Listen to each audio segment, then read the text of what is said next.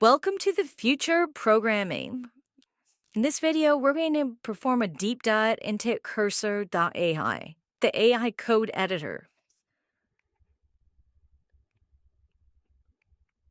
So Cursor lets you breathe through changes by predicting your next edit. So we can see real time, it changes your code base within a VS Code. It knows your entire code base, can answer questions based on the different files that you have, from the help.py to requirements to a markdown. He edit in natural language. Cursor lets you write code using instructions. It can update the entire code, all the functions, in a matter of seconds. It'll delete, add, so that's where you see the red, the green highlights. It can build software faster. It's intelligent. It can build these applications in a matter of minutes, where in the past that used to take us hours, days, maybe years. We see the testimonials. Many people enjoy it. So here you can download it for Windows. It'll just take a couple minutes. And there we go. We got Cursor, downloaded it on our computer. And what we can do is use the chat and really test it out. See if it can develop a Streamline application using Python for Google Trends. So you can just develop a simple app for Google Trend data using the PyTrends library. So we're just typing in, right, a Python code to build a Google Trends Streamline app using PyTrends. So using that natural language to interact with Cursor. We're going to hit send, and there we go. It's generating our code. It's developing the requirements.txt, downloading those libraries, generating the app.py. But how fast that code's being generated. It used to take hours, days to generate all that code. And now, with a matter of seconds, it has your requirements, your app.py, and your readme.markdown file to explain your application.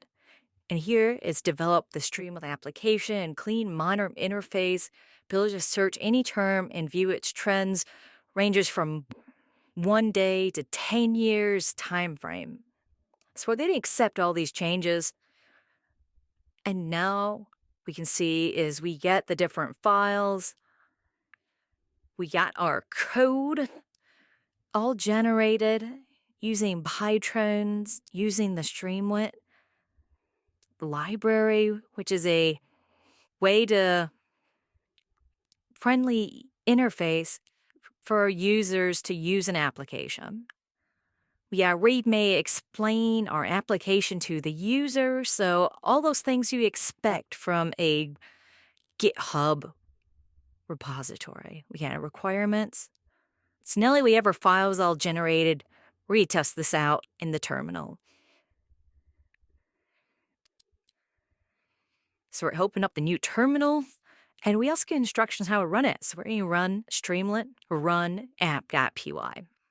Type them into our terminal, and this will open up a new browser for us to test out our application, see how Cursor did, and let's see how it generated our application. We could see that error, but that's okay.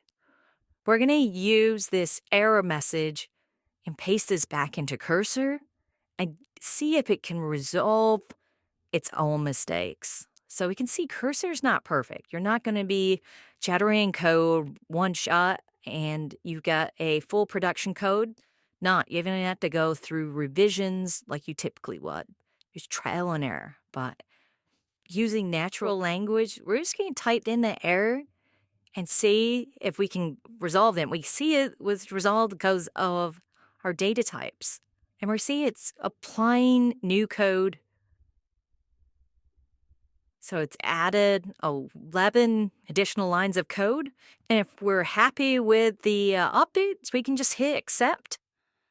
So it goes over the changes of this is great.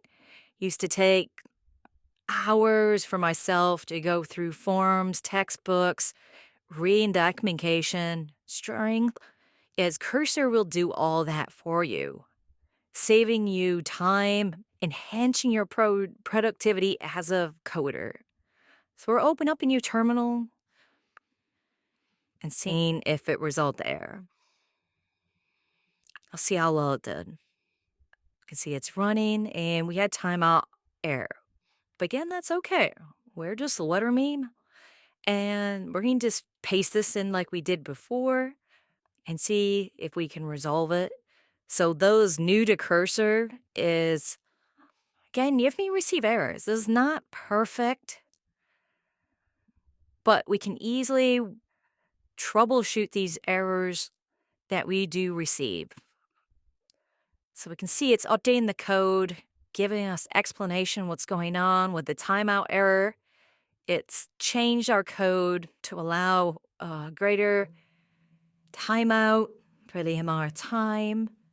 And when we accept it, when we save, open up a new terminal, and see if our Streamline app is now up and running.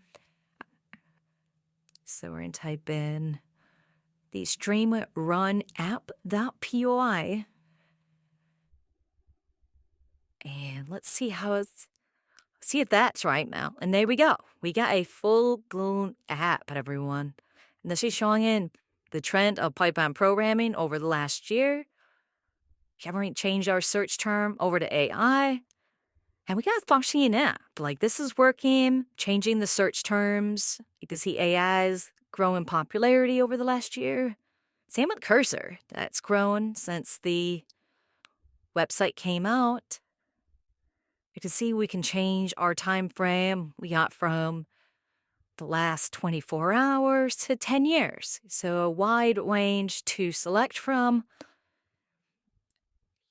You can see Cursor over time has grown popularity. We're in test.chat-GPT.